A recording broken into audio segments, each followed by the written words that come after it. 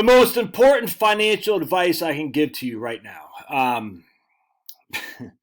I cannot tell you how many people this has happened in the course of my career as a financial planner. It boggles the mind. It boggles the flipping mind. All right, so just in our own family situation, let's just put it this way.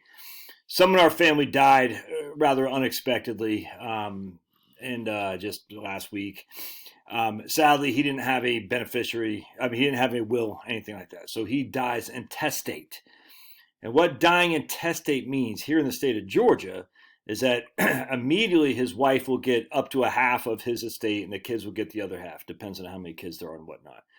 In this case, there's only one child. So he dies intestate. So if there's any money left in the estate, and there might not be because he also has some debt, he will get, his son will get half and his wife will get half. All right. Now, the problem with that, of course, is in this case, is that he's been on the outs with his wife for many years, many years. All right. And as such, because he died intestate, but he never got divorced. The wife that he's been on the outs with will still get half of his estate, assuming there's any money left over.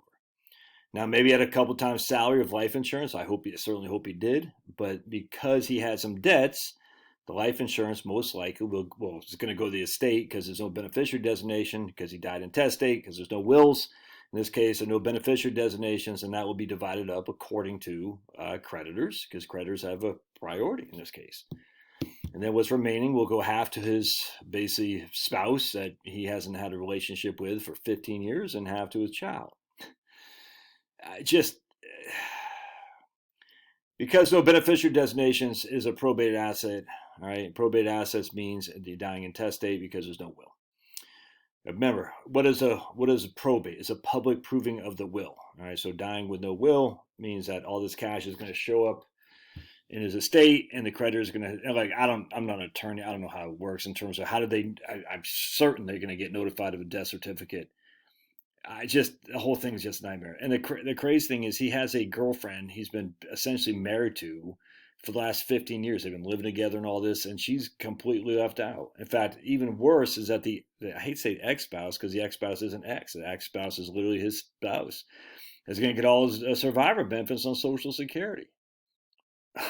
So it's just the whole thing is I cannot tell you how many times I've heard scenarios like this. That this isn't what he wanted to have happen.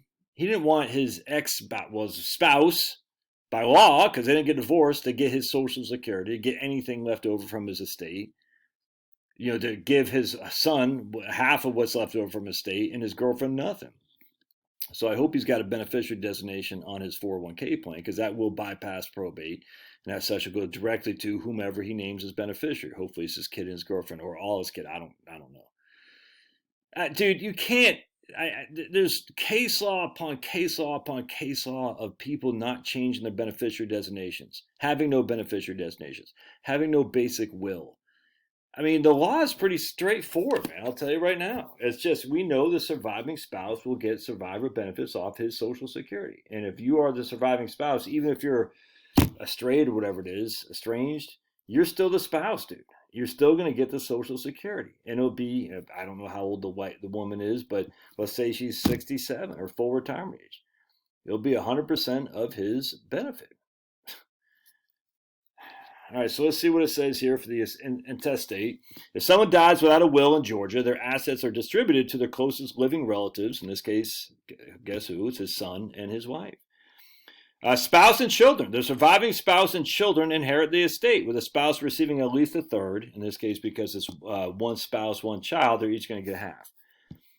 But that's, again, they're going to have debts to pay on top of that, too. The estate, well, no, the estate doesn't have to pay the debts. I mean, when I mean the estate, the people receive the money. They don't have to pay the debts, but they'll never make them. Where I'm going with this. If you die, your debts don't carry to your heirs, if that makes sense.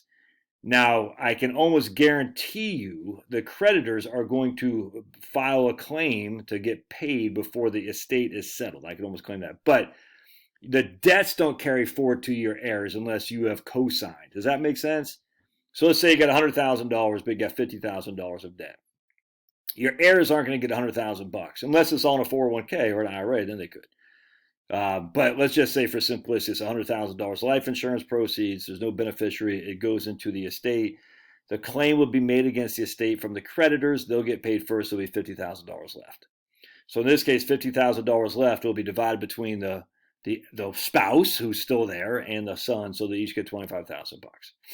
All right. Now, if there's a car loan or something like that, and no one's going to pay it, the car will get repossessed. No big deal there. It sucks, but all that money went into it. You have no equity. You're just going to get the car repossessed.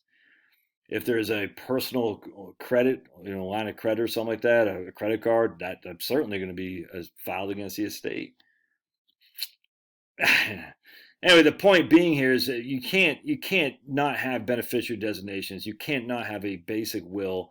You just can't. If you're watching this YouTube channel, it's absolutely imperative for you to do this. It's absolutely imperative for you to do this. There's absolutely no reason you can't go to LegalZoom.com and just get a freaking will drawn up. It takes 20 minutes, costs you $100 or something like that. There's absolutely no reason you can't have beneficiary designations on your life insurance. Your non-probated assets would be life insurance, annuities, 401ks, IRAs. A transfer on death on brokerage accounts if you have some, bank accounts. There's absolutely no reason you can't do that. And the reason you don't do it is because you haven't thought about it. And I'm telling you right now, if you watch my channel, you've thought about it. It's just, you can't do this to your loved ones, dude. You can't. Now, this guy did not know he was going to die. It's a very sad situation, and it sucks, dude. But he did smoke like a freaking chimney. He wasn't in good health. He drank a lot. He was 60 years old.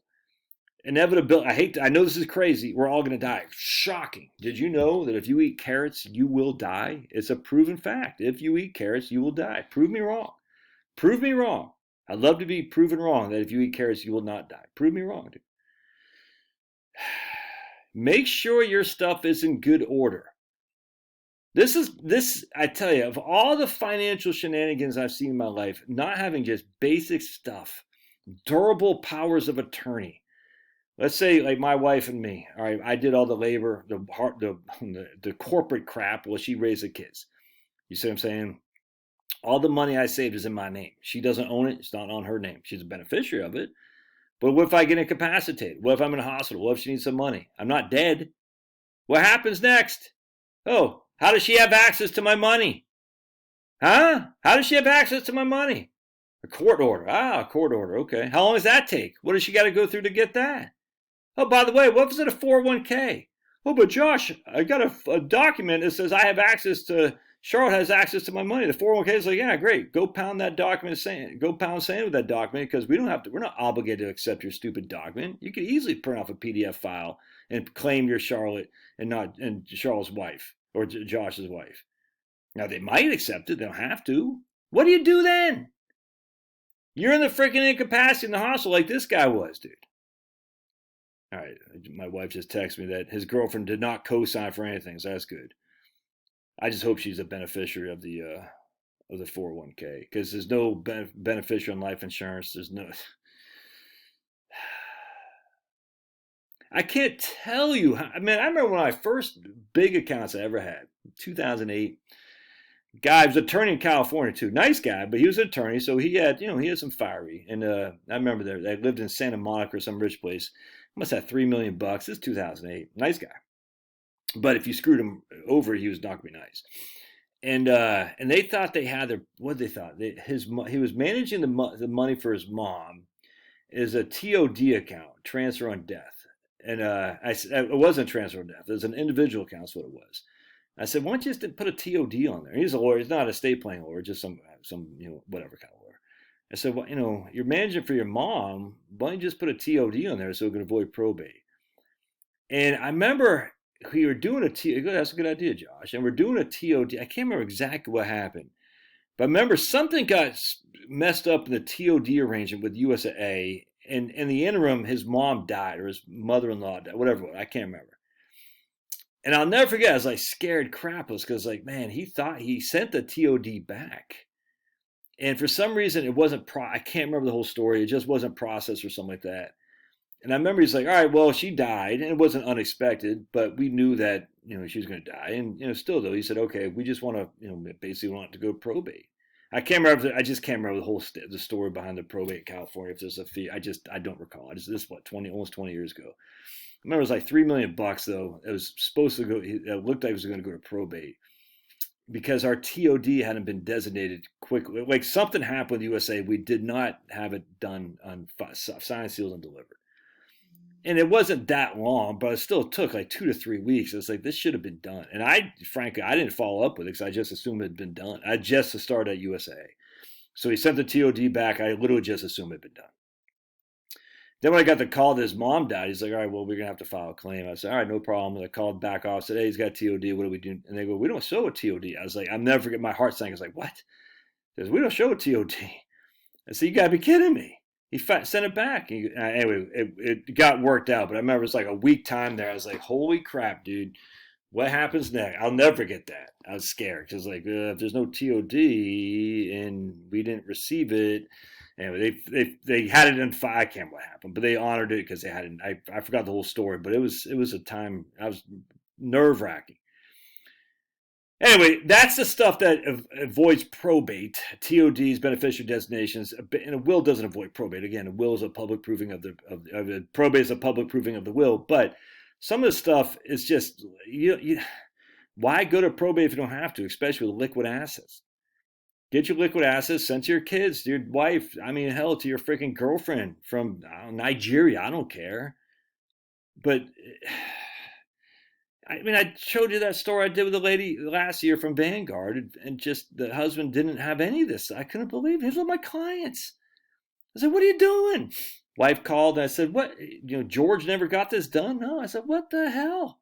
So he was going to call you. He set up an appointment with you, but he died suddenly. I was like, and so she called Vanguard, and Vanguard gave her the options and, kind of suggested an option, which was the wrong option because she was under the age of 59 and a half. I was like, what is happening here?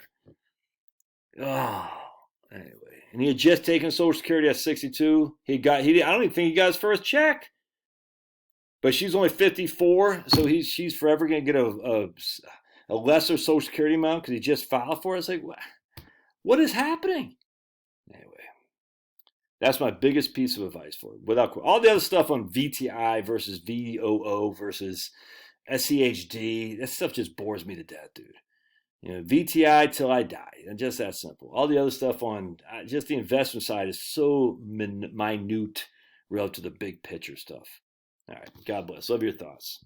Don't forget to paw that like button.